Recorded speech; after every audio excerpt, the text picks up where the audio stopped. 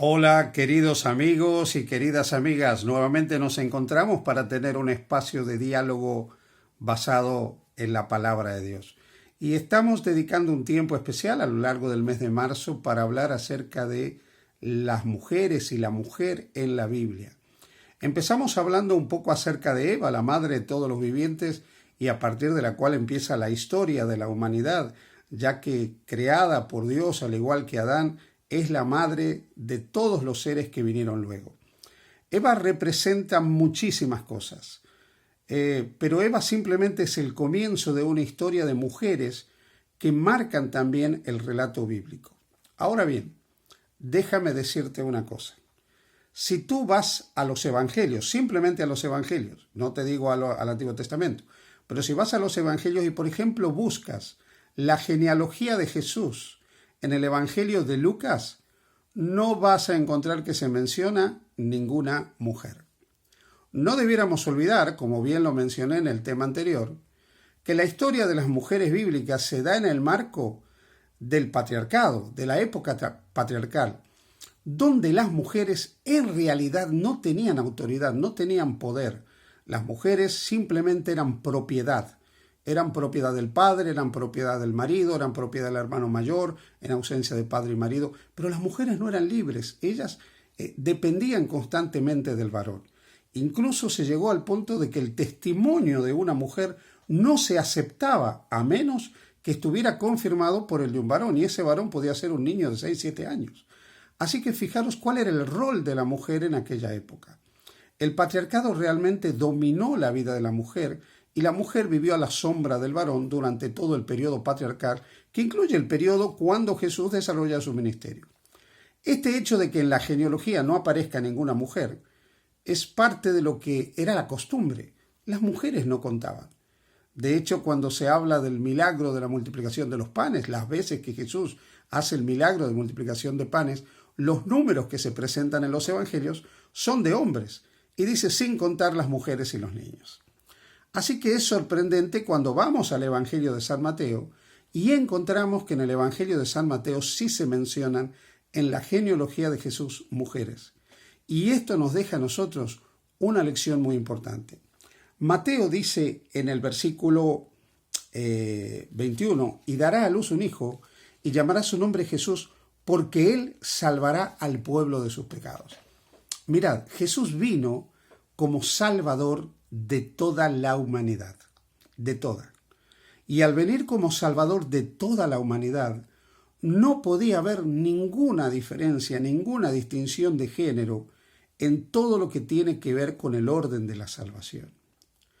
Y para demostrar que Jesús no hace ninguna diferencia y que él ahora había venido a poner a la mujer en el lugar donde las mujeres tenían que estar, a que ellas pudieran ocupar nuevamente el rol que tenían que ocupar, Mateo, bajo la dirección del Espíritu Santo, incluye mujeres en la genealogía de Jesús.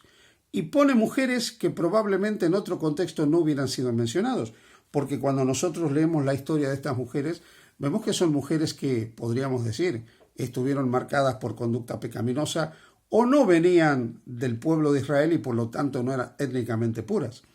Así que para demostrar que ni la etnia ni la condición moral determinaban quiénes entraban a la genealogía de Jesús y que eso no marcaba realmente el valor de una mujer, son colocadas aquí en el Evangelio de Mateo. Mateo menciona 4 mujeres. La primera es Tamar.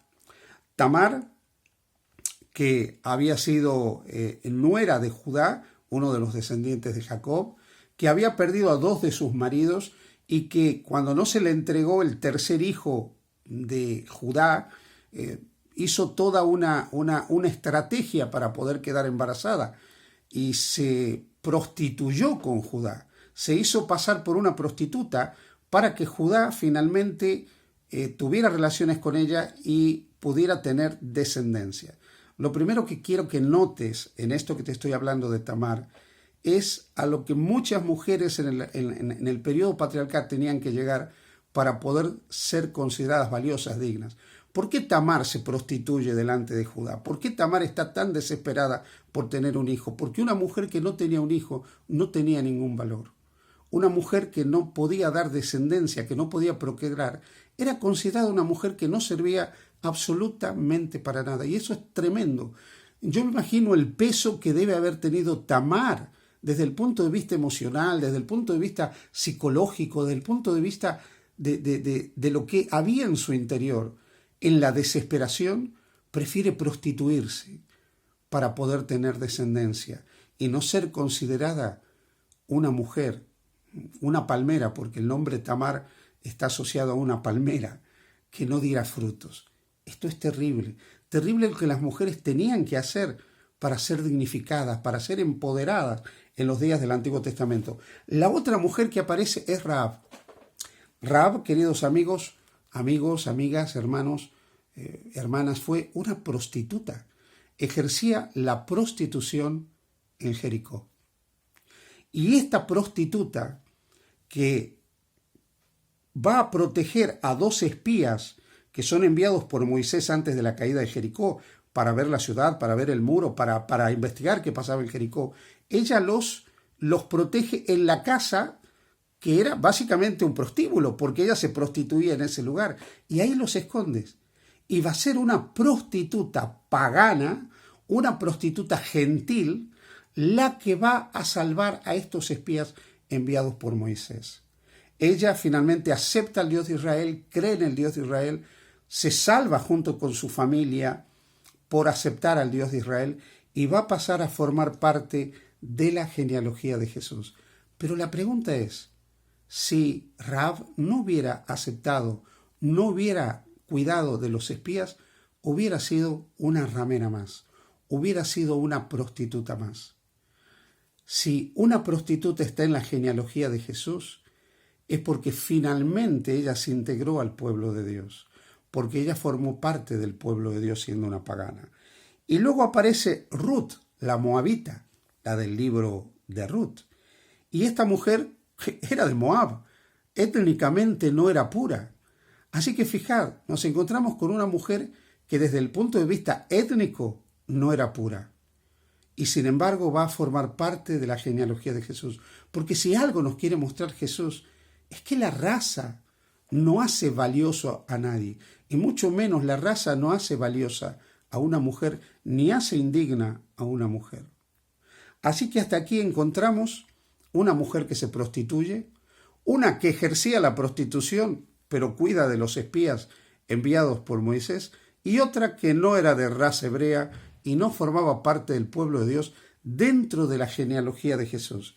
Y luego en el versículo 6 aparece la que era mujer de Urías, Betsabé, aquella mujer a la que admiró por su belleza el rey David, a la que codició, a la que trajo hasta su casa y a la que violó, porque él usó de su autoridad y para someterla sexualmente. Esta mujer no podía negarse al rey, él la dominó desde su autoridad. Lo que pasó con Betsabé fue una auténtica violación. Así que quiero que veas que estamos encontrando a una mujer que se prostituyó para sentirse digna, a una mujer que era prostituta y se dignificó por aceptar al Dios de Israel, a una mujer que étnicamente no era digna, y a una mujer que aunque formaba parte del pueblo de Dios y estaba casada, fue mancillada por el rey David.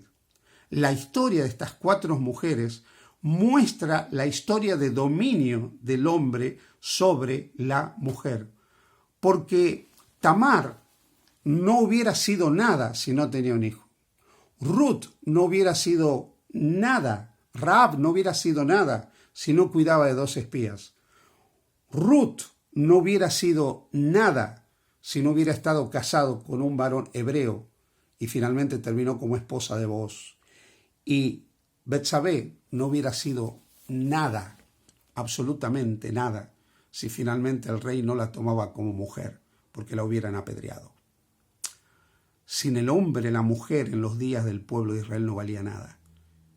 Pero lo que nos quiere mostrar la genealogía de Jesús es que para él las mujeres son valiosas, que él no se avergüenza de las mujeres, y mucho menos de la historia personal de cada mujer, que para él su historia personal, sus yerros, sus orígenes, sus faltas, sus pecados, sus desgracias, no le afectan como para no tenerlas en cuenta, que Él las acepta desde su condición, las acepta como mujeres, las acepta por el valor que tienen desde la misma creación.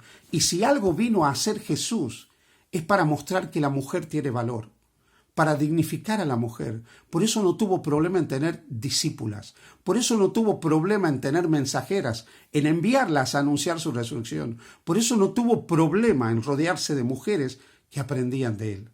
Porque para Jesús, la mujer es inmensamente valiosa, tan valiosa como el hombre. No es inferior al hombre en ningún sentido. Y no importa lo que haya pasado en la vida de una mujer, para Él son importantes, al punto que no tuvo vergüenza de que mujeres de dudosa reputación y con errores en su vida fueran incluidas en su genealogía.